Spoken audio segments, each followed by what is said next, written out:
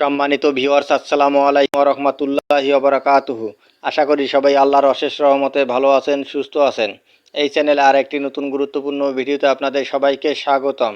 আজকে আলোচনা করব ষষ্ঠ থেকে নবম শ্রেণীর মূল্যায়ন, যেসব নির্দেশনা দেওয়া হলো শিক্ষা প্রতিষ্ঠানকে। বিস্তারিত থাকছে ভিডিওতে। এই ভিডিওটি দেখার আগে যারা এই চ্যানেল একদম নতুন, তারা অবশ্যই চ্যানেলটি সাবস্ক্রাইব করে পাশে থাকা বেল আইকনটি প্রেস করে দিন। আর যারা ইতিমধ্যে সাবস্ক্রাইব করেছেন তাদেরকে জানাই অসংখ্য ধন্যবাদ। ষষ্ঠ থেকে নবম শ্রেণীর মূল্যায়ন, যেসব নির্দেশনা দেওয়া হলো শিক্ষা প্রতিষ্ঠানকে।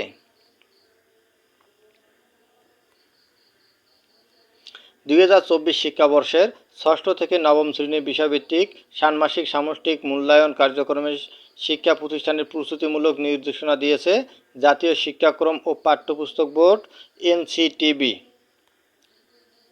গত 12 জুনের এই সংক্রান্ত নির্দেশনা মাধ্যমিক ও উচ্চশিক্ষা অধিদপ্তর, কারিগরি শিক্ষা অধিদপ্তর, মাদ্রাসা শিক্ষা অধিদপ্তর ও প্রাথমিক শিক্ষা অধিদপ্তরের মহাপরিচালককে পাঠানো হয়। বৃহস্পতিবার 13 জুন অধিদপ্তরগুলো শিক্ষা প্রতিষ্ঠানের নির্দেশনা বাস্তবায়নের নির্দেশনা পাঠায়।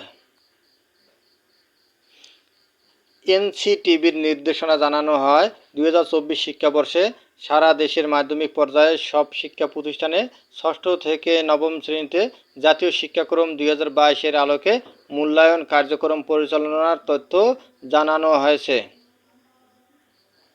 এজন্য ইতিমধ্যে মূল্যায়নের সময়সূচি ঠিক করা হয়েছে। ষান্মাসিক সামষ্টিক মূল্যায়নের আওতায় যেসব অধ্যয়ন বা শিক্ষণ অভিজ্ঞতাসমূহ নেওয়া হয়েছে তার একটি বিষয়ভিত্তিক তালিকাও শিক্ষা প্রতিষ্ঠান বরাবর পাঠানো হয়েছে।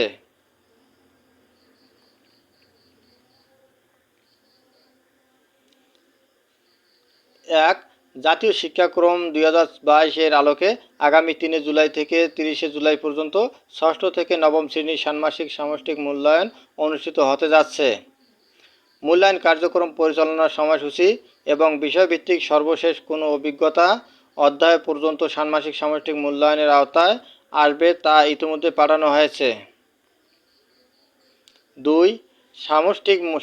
ষান্মাসিক সামষ্টিক মূল্যায়ন কার্যক্রম শুরুর আগেই অর্থাৎ আগামী 3 জুলাইয়ের মধ্যে সম্পাদিত সব বিষয়ের শিক্ষণ অভিজ্ঞতার পারদর্শিতার নির্দেশকগুলো নৈপুণ্য অ্যাপে ইনপুট দিতে হবে। 3. মূল্যায়ন কার্যক্রম চলাকালীন অর্থাৎ 3 জুলাই থেকে 30 জুলাই পর্যন্ত নির্দিষ্ট দিবসে মূল্যায়ন কার্যক্রম ছাড়া ষষ্ঠ থেকে নবম শ্রেণীর কোনো শ্রেণী কার্যক্রম পরিচালনা করা যাবে না। 4. পাঠানো সময়সূচি অনুসারে নির্ধারিত দিনে একটি বিষয়ের মূল্যায়ন অনুষ্ঠিত হবে, অর্থাৎ নির্ধারিত বিষয়ের মূল্যায়ন কার্যক্রম নির্ধারিত দিনেই শেষ করতে হবে। আগের মতো কোনো শ্রেণীর একটি বিষয়ের মূল্যায়ন কার্যক্রম একাধিক দিনে সম্পন্ন করা যাবে না। 5. বিষয়ভিত্তিক মূল্যায়ন কার্যক্রম নির্ধারিত দিনের সর্বোচ্চ 5 ঘন্টার মধ্যে সম্পন্ন করতে হবে, তবে মূল্যায়ন কার্যক্রমের উপর নির্ভর করে একটি মধ্যবর্তী বিরতি দেওয়া যেতে পারে। 6. মূল্যায়ন কার্যক্রমে হাতে কলমে কাজ এবং কার্যক্রম ভিত্তিক লিখিত অংশ উভয় ধরনের কার্যক্রম আছে। হাতে কলমে কাজের জন্য প্রয়োজনীয় উপকরণ এবং লিখিত অংশের জন্য প্রয়োজনীয় খাতা শিক্ষা প্রতিষ্ঠান থেকে সরবরাহ করতে হবে। 7. বিষয়ভিত্তিক মূল্যায়নে উপকরণের বৈচিত্র্য রয়েছে, যা বিস্তারিত মূল্যায়ন নির্দেশিকায় উল্লেখ করা থাকবে। মূল্যায়ন কার্যক্রম পরিচালনার জন্য শিক্ষা প্রতিষ্ঠান উপকরণ সরবরাহের জন্য সাধারণ নির্দেশনা হচ্ছে।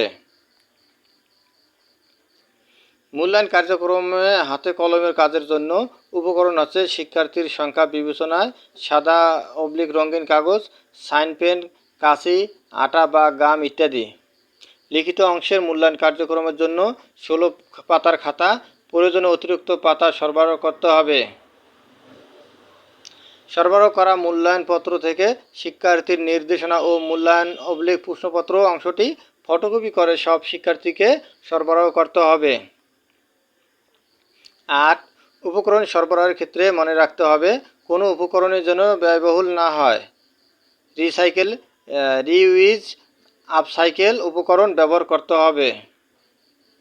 9. অভিভাবক বা শিক্ষার্থীকে উপকরণ সরবরাহের জন্য কোনো নির্দেশনা দেওয়া যাবে না। 10.